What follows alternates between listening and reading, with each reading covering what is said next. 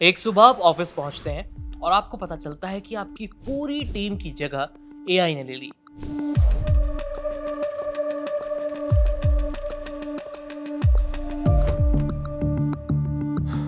जो काम 100 इंजीनियर करते थे, वो कुछ मशीनें मिनटों में कर रही हैं। आपने इंजीनियरिंग की, कोडिंग सीखी, कई साल तक मेहनत भी की और फिर अचानक एआई आपकी नौकरी खा जाए।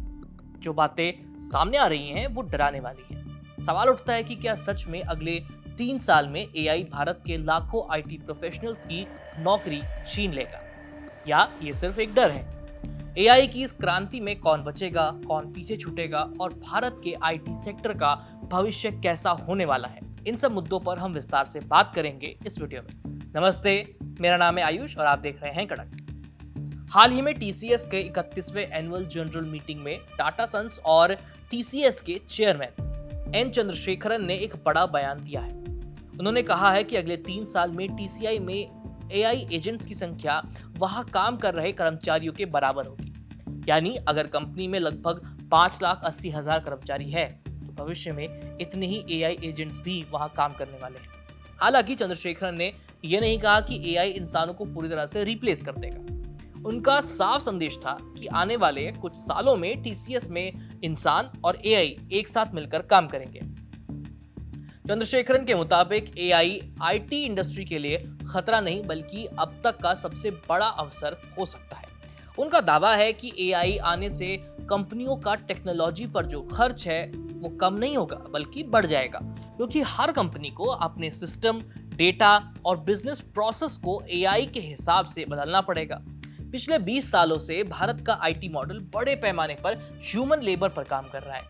हर साल हजारों फ्रेशर्स भर्ती किए जाते हैं, उन्हें कोडिंग, टेस्टिंग, मेंटेनेंस और सपोर्ट प्रोजेक्ट्स में लगाया जाता है और दुनिया भर के क्लाइंट्स को सर्विस दी जाती है। लेकिन जनरेटिव एआई ने इस मॉडल को चैलेंज देना शुरू कर दिया है। आज GitHub, Copilot, ChatGPT, Claude, Gemini और कई सारे एजेंटिक एआई टूल्स ऐसे काम कर सकते हैं जिनके लिए पहले जूनियर डेवलपर्स की एक पूरी टीम लगती थी। रिसर्च में 6,000 नॉलेज वर्कर्स पर हुए एक स्टडी में ये पाया गया कि एआई इस्तेमाल करने वाले कर्मचारी ईमेल और डॉक्यूमेंटेशन जैसे कामों में काफी समय बचाने लगे हैं। यानी जिस काम को अब तक 2 लोग कर रहे थे, भविष्य में उसी काम को करने के लिए शायद एक इंसान और उसके साथ एक एआई एजेंट की जरूरत पड़ेगी।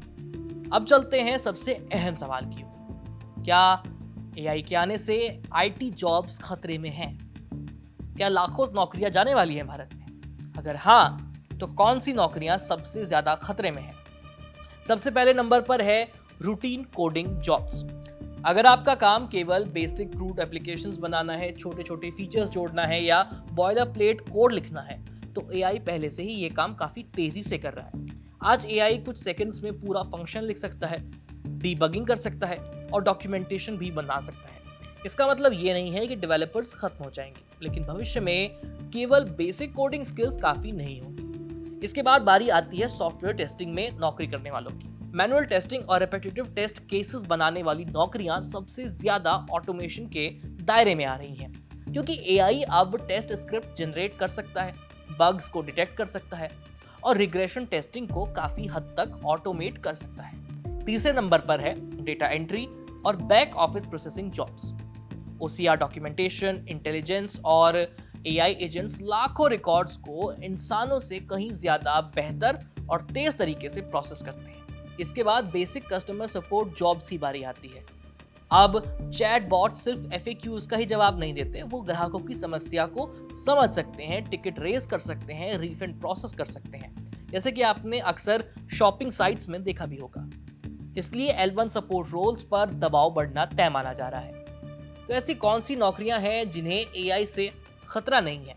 एआई का समर्थन करने वाले लोगों का कहना है कि कुछ हद तक एआई नौकरियां खत्म कर सकता है, लेकिन उससे कहीं ज्यादा नई नौकरियां पैदा भी कर रहा है। जो लोग एआई ऑर्केस्ट्रेशन पर काम कर रहे हैं या कर सकते हैं, भविष्य में उनकी डिमांड बढ़ सकती है। एआई ऑर्केस्ट्रेशन का मतलब है अलग अलग एआई मॉडल्स, टूल्स और एजेंट्स को मिलाकर बिजनेस सॉल्यूशंस बनाना।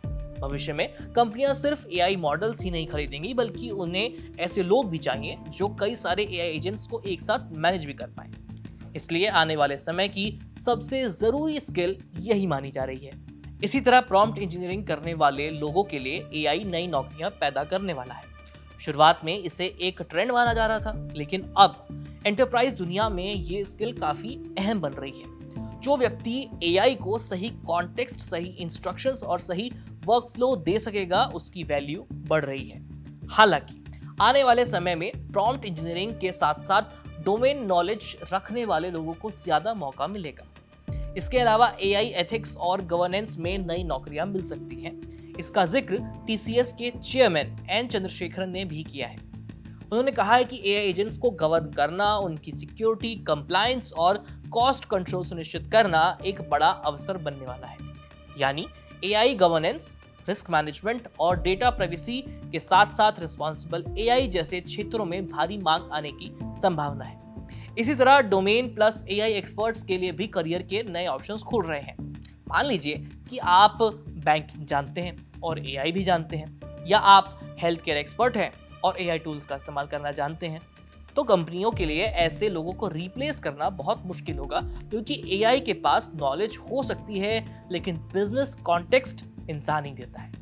और सिर्फ टीसीएस ही नहीं, बल्कि पूरी आईटी इंडस्ट्री इसी डायरेक्शन की ओर बढ़ रही है, इसी दिशा में जा रही है।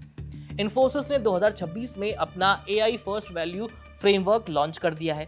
कंपनी का मानना है कि एआई सर्विसेज का वर्ल्ड मार्केट 2030 तक 300 से 400 बिलियन डॉलर तक बन सकता है। Infosys AI strategy, AI engineering, physical AI और एआई ट्रस्ट जैसे सेक्टरों में बड़ा दांव लगा रही है। इन्फोसिस के चेयरमैन नंदन नेलिकेनी ने कहा है कि एआई एजेंट्स भले ही टास्क ऑटोमेट कर दें, लेकिन एंटरप्राइजेस को इंटीग्रेशन, गवर्नेंस और लार्ज स्केल ट्रांसफॉर्मेशन के लिए आईटी सर्विसेज कंपनियों की ही जरूरत बनी रहेगी। इसी तरह विप्रो ने एआई पावर्ड कंसल्टिंग और एंटरप्राइज ट्रांसफॉर्मेशन मॉडल लॉन्च किया है। कंपनी अब एआई स्ट्रेटेजी, बिजनेस ट्रांसफॉर्मेशन और एआई नेटिव सॉल्यूशंस पर फोकस कर रही है। इसके अलावा उसने एक dedicated AI native business unit भी शुरू की है।